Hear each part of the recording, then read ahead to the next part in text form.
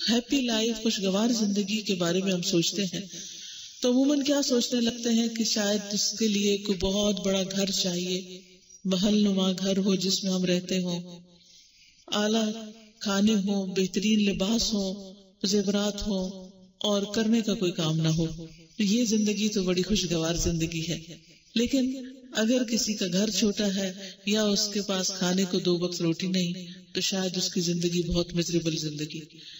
اصل بات یہ نہیں کہ کس کو دنیا کی پروویژن زیادہ ملی ہے، اصل بات یہ نہیں کہ دنیا کی نعمتیں کس کے پاس زیادہ ہیں، اصل بات یہ ہے کہ لائف کے بارے میں کس کی اپروچ کیا ہے، وہ مختلف چیزوں کو کس نظر سے دیکھتا ہے، ان پر اس کے اندر کتنا شکر ہے، وہ مختلف پیش آنے والے واقعات، حالات اور جو تکلیف دہ چیزیں ہیں ان کے بارے میں وہ کیا سوچتا ہے، ان کو وہ کس طرح ہینڈل کرتا ہے.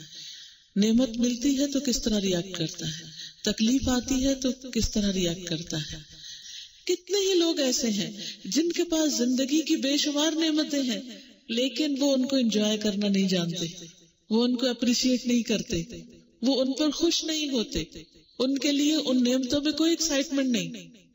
ہمارے پاس زندگی کی نعمت ہے، ہمارے پاس اولاد کی نعمت ہے، گھر ہے، شوہر ہے، بچے ہیں، کھانا ہے، سب کچھ ہے، لیکن اس کے باوجود بھی ہم خوش نہیں. تو کمی کس چیز کی ہے؟ ایمان کی کمزوری ہے.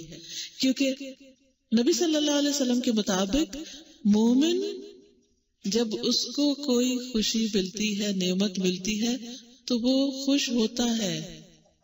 تو نعمت پر خوش نہ ہونا یہ بھی ایمان کی علامت نہیں ہے، یہ بھی ایمان کی کمزوری ہے.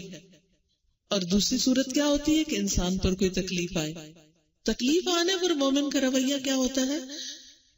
وَإِنْ أَصَابَتْهُ ضَرَّاءَ صَبَرَ، کہ جب کوئی چیز اس کو ہرٹ کرتی ہے، کوئی چیز اس کو تکلیف دیتی، کسی چیز میں اس کو نقصان ہوتا ہے تو وہ صبر کرتا ہے، وہ واہ والا نہیں کرتا، وہ شور نہیں مچاتا، وہ لوگوں کو بلیم کرنا نہیں شروع کرتا، وہ تقدیر کو برا بھلا نہیں کہتا، وہ اللہ سبحانہ وتعالیٰ کے بارے میں برے گمان نہیں کرتا. وہ کیا کرتا ہے؟ صبر، اس کو برداشت کرتا ہے، وہ اپنے جذبات کو کنٹرول کرتا ہے. آپ خوشیاں بانٹیں، خوشیاں آپ کے پاس واپس آئیں گی، آپ تلخیاں بانٹیں، تلخیاں آپ کے پاس آئیں گی. اس لیے خوشحال زندگی، ہیپی لائف کا جو راز ہے وہ لوگوں کے ساتھ اچھا سلوک کرنے میں ہے، اپنے ہاتھ پاؤں سے بھی اور اپنی زبان سے، اپنی مسکراہٹ سے، جو اچھا کر سکتے ہیں ان کے لیے اچھا کریں. تیسری چیز، اچھی مصروفیت، ڈوئنگ سم تھنگ، اپنے آپ کو آکوپائیڈ رکھنا کسی نہ کسی اچھے کام میں، اور وہ چاہے کوئی سوشل ویلفیئر کا کام ہو، عام لوگوں کی بھلائی کا کوئی کام ہو، یا کسی علم کا سیکھنا سکھانا. یعنی یہ دونوں چیزوں میں سے کچھ نہ کچھ ضرور کریں، ہو سکے تو دونوں کریں، لیکن اگر دو نہیں ہو سکتے تو کم از کم ایک ضرور کریں. کیپ یور سیلف بزی، فارغ نہیں رہے، کیونکہ فارغ رہنا شیطانی خیالات کو دعوت دینا ہے. کہتے ہیں نا کہ خالی ذہن شیطان کا گھر ہوتا ہے، اس لیے مسلسل کچھ نہ کچھ کرتے رہے. تو خوشیوں کا راز یہ نہیں کہ آپ دوسروں سے خوشیاں ڈیمانڈ کریں کہ آؤ مجھے خوش کر دو، میرے لیے کچھ کرو کہ مجھے خوش کرو. نہیں، آپ کسی کے لیے کچھ کریں، آپ کو زیادہ خوشی ملے گی. پھر اسی طرح چوتھی چیز، اپنے پریزنٹ پر فوکس کرنا. ہماری زندگی کے 3 حصے، پریزنٹ، پاسٹ، فیوچر. ہم عام طور پر پریزنٹ کو چھوڑ کر یا پاسٹ میں ہوتے ہیں یا فیوچر میں ہوتے ہیں.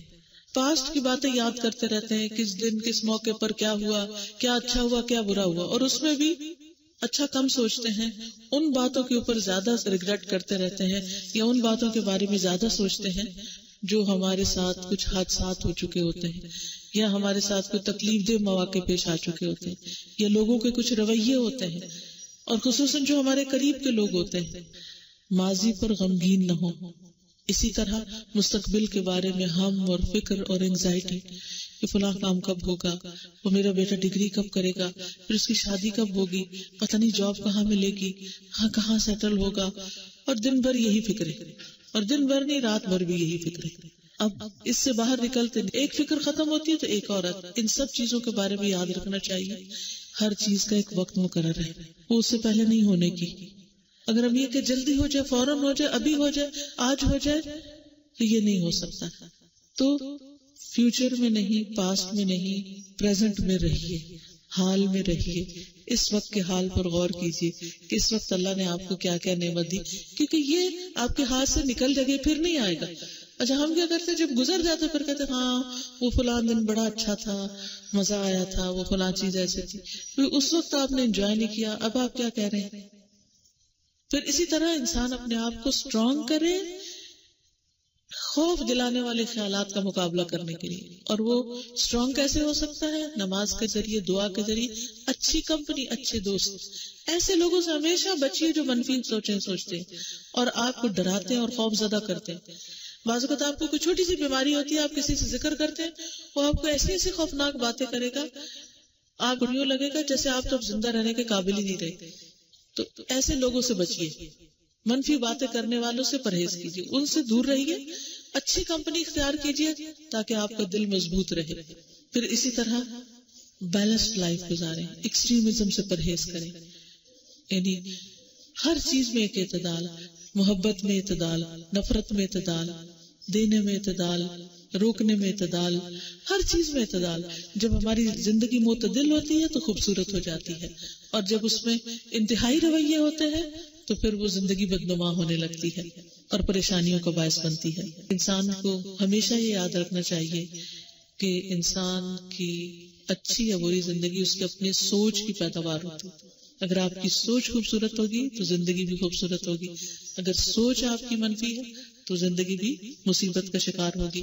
تو اللہ تعالیٰ سے دعا ہے کہ وہ ہمیں اچھے کاموں کی توفیق دے اور ہم زندگی میں اچھے اچھے گولز اور اچھی سوچیں لے کر اپنی زندگیوں کا آغاز کریں، اور جو ماضی ہے اس کے برے کو دفن کریں، کیونکہ یہ زندگی بار بار نہیں ملے گی، یہ ایک ہی دفعہ ملی ہے، اور اس زندگی کو خوبصورت طریقے سے گزارنا ہے تاکہ ہمیشہ کی زندگی بہترین ہو، کیونکہ وہاں کی زندگی اصل زندگی ہے اور وہاں انسان کو وہ ملے گا جس کو وہ تیار کر کے آئے گا اپنے لیے. اگر ہم نے اس زندگی کو ضائع کر دیا تو وہاں کچھ تیاری کا وقت نہ ہوگا.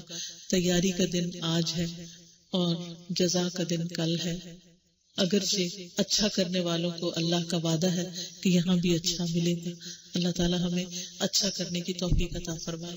وآخر دعوانا الحمد للہ رب العالمین.